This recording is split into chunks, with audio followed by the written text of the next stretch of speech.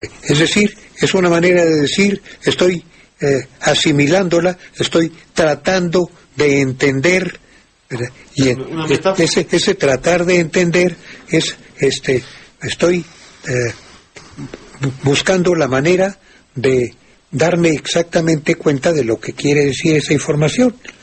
Posiblemente la culpa la tenga el redactor del emisor, ¿verdad? El que redactó el mensaje, que a lo mejor no lo hizo lo suficientemente claro, ¿verdad?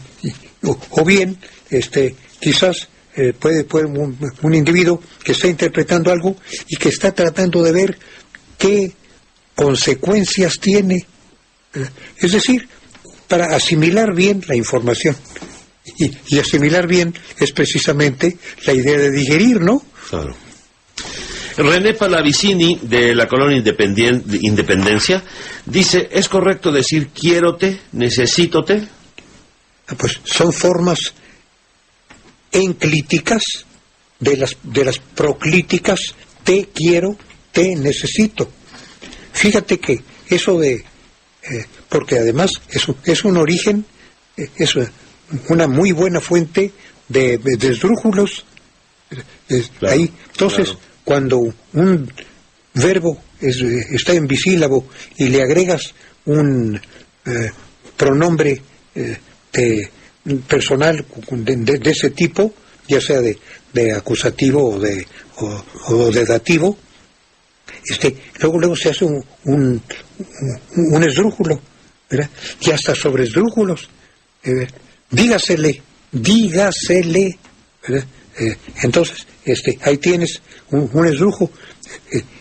Diga, ese es un de dos. Sele, dígasele, como ya el diga ya tiene el acento en la primera, llega en el dígasele, llega a ser hasta la cuarta. Y esa es una forma muy buena de hacer palabritas cuando se quieren encontrar esdrújulos regulares. Ya. Y también el señor René te pregunta si es correcto decir elucubrar o lucubrar.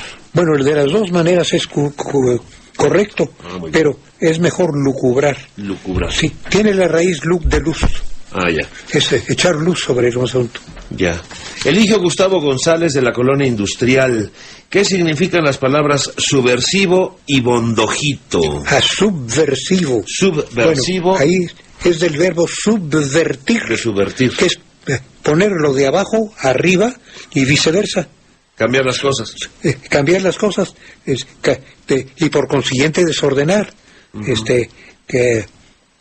Y tiene un sentido especialmente social, que significa trastornar el estado. El status quo. Ándale, el status quo, exactamente. Y por consiguiente implica cierta rebeldía, y las subversiones hay que atacarlas, hay que sofocarlas. También te pregunta... sí,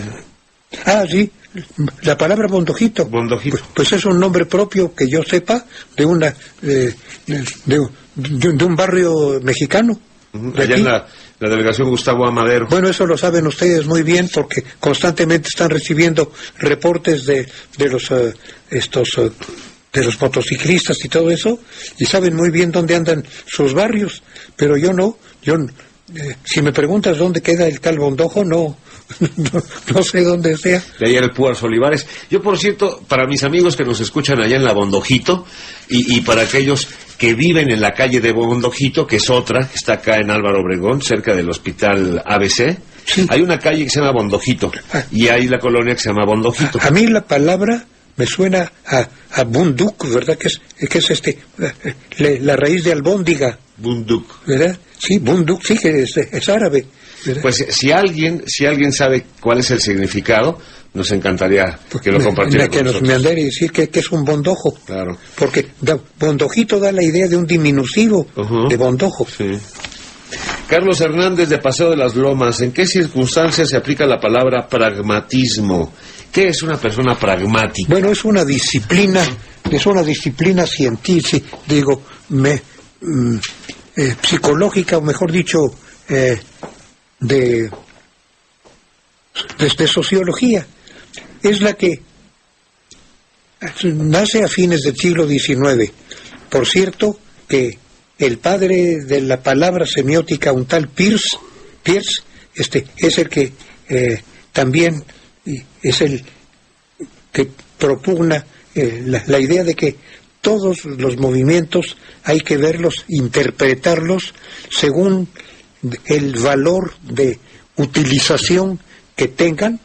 Por consiguiente, si algo tiene un enfoque que no vaya como quien dice, a dar buenos resultados, lo que se llama práctica, ¿verdad? Es como quien dice, no es sociológicamente aceptable. Entonces, eso es una doctrina sociológica que busca que se valore el resultado práctico de cualquier movimiento o de cualquier valor. Por consiguiente, toma de la raíz de práctica, toma su nombre como doctrina, y a eso se refiere. Entonces, pragmático es alguien que es práctico. Exactamente, tiene que ser muy útil sobre todo. Bien.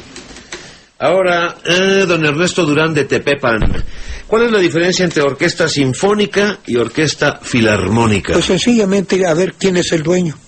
Si es el dueño una sola institución, se llama sinfónica. Si los dueños son un patronato, si tiene un patronato, si es por ejemplo, si es la ciudad, es sinfónica. Si es por algunos grupos de la ciudad que contribuyen y todo eso, es filarmónica, ¿verdad? Entonces, si se juntan personas para patrocinar una orquesta, entonces es filarmónica, ¿verdad? Si es una sola persona o bien una sola institución, ¿es sinfónica? Entonces sinfónica. Bien.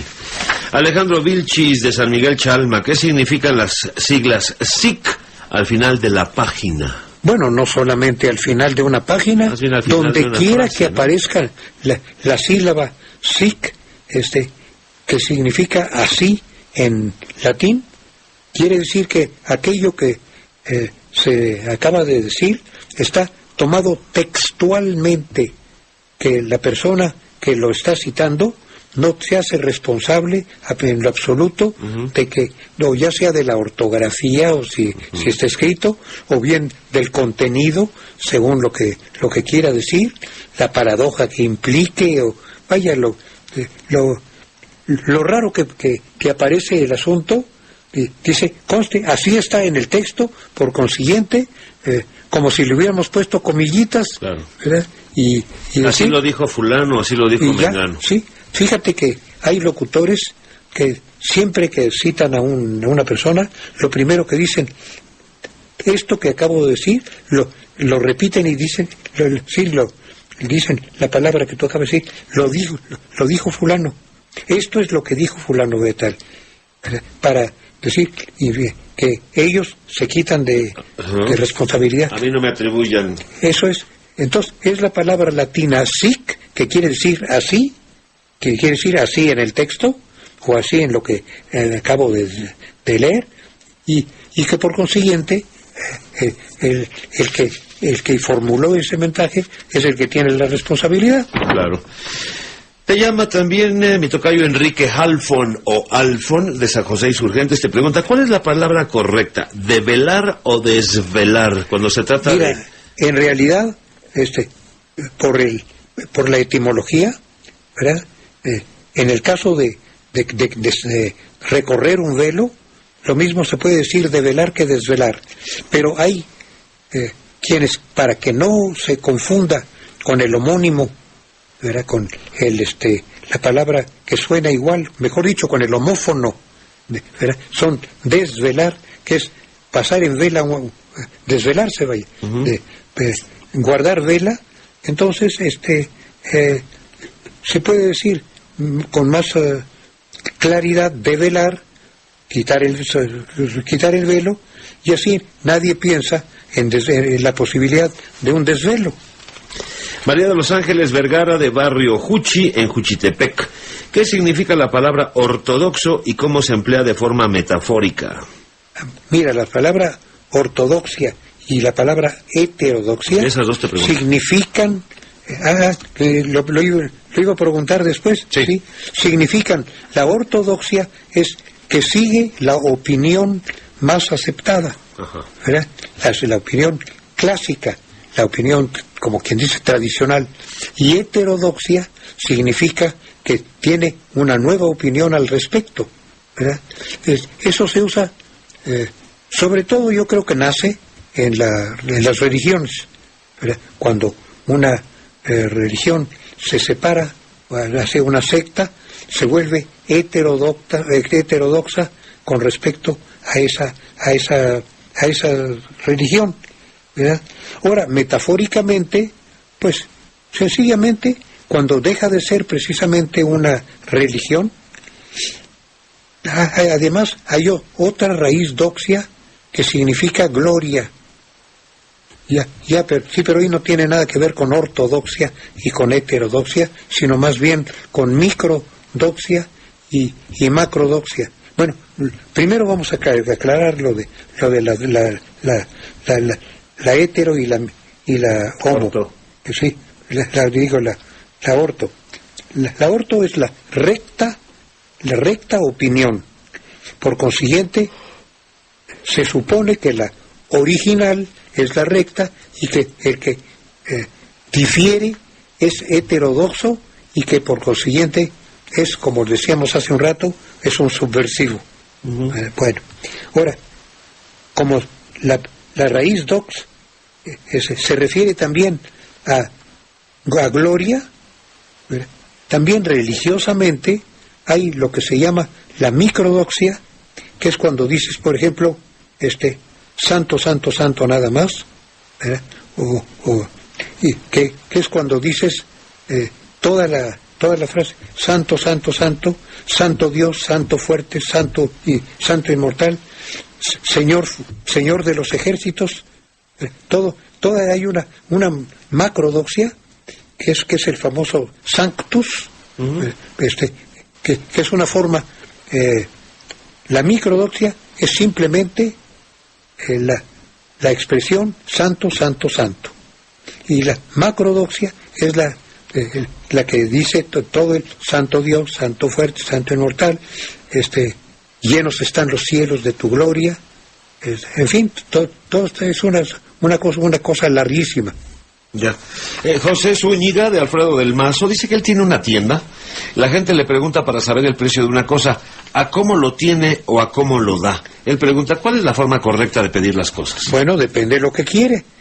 Fíjate que solitas, a cómo lo tiene, quiere decir que cuál es el precio que usted tiene ya fijado para esto. Mientras que a cómo lo da, ¿verdad?, que equivale más o menos a cuánto vale, el hecho de tenerlo ya implica una cierta fijeza del precio.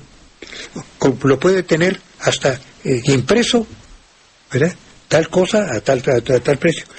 Eso es tenerlo, lo tengo a tanto, pero a cómo lo da ya implica una cierta invitación a lo que podríamos llamar al regateo. Entonces, esa es en mi opinión, la diferencia.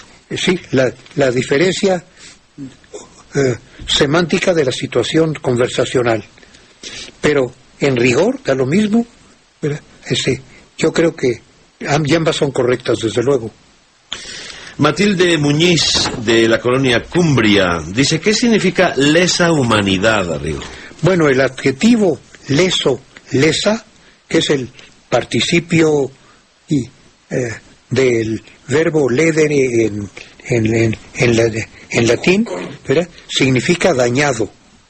Por consiguiente, cuando alguien dice esto es de lesa humanidad, quiere decir que daña a todo el género humano, ¿verdad? Cuando se dice, por ejemplo, esto es de lesa justicia, que solamente daña a la justicia. Vaya, leso, lesa significa dañado, dañada, y por consiguiente y además es el participio irregular del verbo en latín. Uh-huh. Así que cuando algo lastima a otra cosa, se dice que eso es de lesa esa otra cosa. Uh-huh. Bien. Lesa humanidad es que lastima a la humanidad. Naturalmente. José Arredondo de San Miguel Chapultepec, ¿se dice una camioneta de color roja o una camioneta de color rojo? Bueno, si antecede la palabra color, ya para que no cometer el solecismo, que es una falta de concordancia, ¿verdad? Si antecede la palabra color, que color en español es masculino, uh-huh, porque hay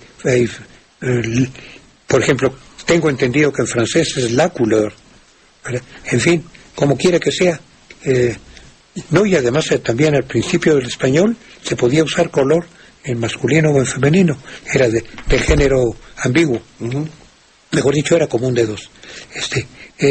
Entonces, como color es masculino, si dice color tiene que decir rojo, ¿verdad? Ahora, si dice roja, ya es otra cosa. Ya rojo, roja, es en el adjetivo rojo, roja, ya va implícito el género.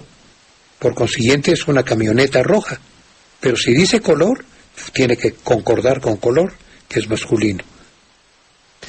Dice, es correcto decir, en el perímetro de la avenida Insurgentes. ¿Es la misma persona que pregunta? Sí. Señor Arredondo. Mira, perímetro significa medida alrededor de algo.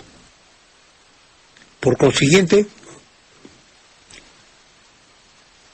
una zona puede tener perímetro y es lógico decir en el perímetro de tal zona, sí, pero una calle y luego la de lo largo que es Insurgentes, imagínate que si le quieres dar un perímetro, ¿cómo tendrías que dar toda la vuelta? No, cuando una zona cualquiera tiene alguna de sus dimensiones ya más extendida, un gran contraste con otras de sus dimensiones, ¿verdad? Que sea mucho más larga, uh-huh, entonces ya no entra la palabra perímetro, que da la idea de rodeo, porque eso significa perímetro, rodeo. Mayeli León Colín de San Juan de Aragón te pregunta si le podrías recomendar algún libro de gramática para niños escrito por ti. Nunca he escrito yo ningún libro, ni de gramática, ni de redacción, ni de... todos mis libros son de lingüística y tienen que ver más con etimología y con semántica que gramática en general, ¿verdad? Es decir, yo me meto muy difícilmente en la analogía, ¿verdad? Y rara vez en la sintaxis, ¿verdad? Por lo regular, mis libros son de etimología, de morfosintaxis, es decir, morfología propiamente, y desde luego en la mayor parte de los de mis escritos se van por el lado de la semántica. Por eso redención de significados dice de significados, es decir, de la interpretación de la palabra. Raúl Escobar de Villas del Sur, ¿qué quiere decir la palabra mediático? Bueno, últimamente entró esa palabra al castellano, al español, y pues significa que interviene algún medio de información, de información social, es decir, masiva, ¿verdad? Eso es que está, como quien dice, mediada por lo que los medios de informativos informan sobre ello. Eso es lo que significa mediático. ¿Qué tiene que ver con los medios? Sí, algo que tiene que ver exactamente con los medios de información. Gloria Ramírez de Villacoapa, Rigo, te pregunta, ¿cómo se dice me levanté a las 7 de la mañana o me paré a las 7 de la mañana? Bueno, ahí la diferencia está entre el verbo levantarse y el verbo parar, ¿verdad? Pues, yo creo que cuando un individuo se para, en primer lugar, el verbo parar originalmente es más bien detenerse y no, como lo usamos aquí nosotros, salir de la cama. ¿Verdad? En México, yo creo que decir me paré a las 7 de la mañana y es exactamente lo mismo, ¿verdad? Y por consiguiente sería lo mismo. Ahora, ninguno de los dos da la idea por sí mismo de que sea el abandonar la cama. Sí. Y sin embargo, tanto uno como el otro en México significan lo mismo. Así que dígalo como quiera y en México se le entenderá lo que usted quiere decir exactamente como usted lo entiende. Ya. También te pregunta la misma señora Ramírez, ¿cómo se dice? ¿Se licúa o se licua? Bueno, ahora, si no tengo mal entendido, la edición 21, o sea, la anterior al diccionario de la Real Academia que tenemos ahora, tenía solamente 7 verbos terminados en cuar. ¿Adecuar? Entre otros, ¿verdad? Adecuar, licuar, anticuar, reanticuar, y en fin, uno que otro. Eran 7. No sé si se agregaría uno entre la 21ª y la 22ª edición. Pero de los 7, ahora la segunda, la gramática que ha sacado últimamente la Academia, no el diccionario, sino la gramática, ya permite que se conjugue disolviendo el diptongo, es decir, acentuando la U, ¿verdad? 4 de ellos, pues por consiguiente, va a llegar un momento en que, pues, alguna de las dos formas va a ser la más usual y va a desplazar a la otra. Antes, la que era, desde luego, lo correcto, era no romper el diptongo. Es decir, yo licuo, tú licuas, él licua. Yo hago, tú aguas, el agua. ¿Verdad? También con los verbos terminados en guar, ¿verdad? Pero ya ahora la Academia como que ha ampliado mucho más su manga y respecto a los verbos terminados en cuar, ha dado una cierta libertad. Alejandro Navarro de Tetelpan, en Álvaro Obregón. ¿La palabra correcta es consensar o consensuar? Ambas son correctas. Consensuar en España, consensar en México y, desde luego, la forma española es más... sigue mejor las reglas de la ortodoxia, de la ortología clásica castellana. Jorge Otero de Coapa. ¿Por qué se escribe en Estados Unidos doble EEUU para referirse a Estados Unidos? Eso bueno, ya ha dejado de escribirse así, ¿verdad? Ahora sencillamente se pone EU y sin puntos y ya se lee automáticamente Estados Unidos, y además muchas veces ponen EUA, es decir, Estados Unidos de América, ¿verdad? Y sin puntos. Ya son más bien siglas que abreviaturas.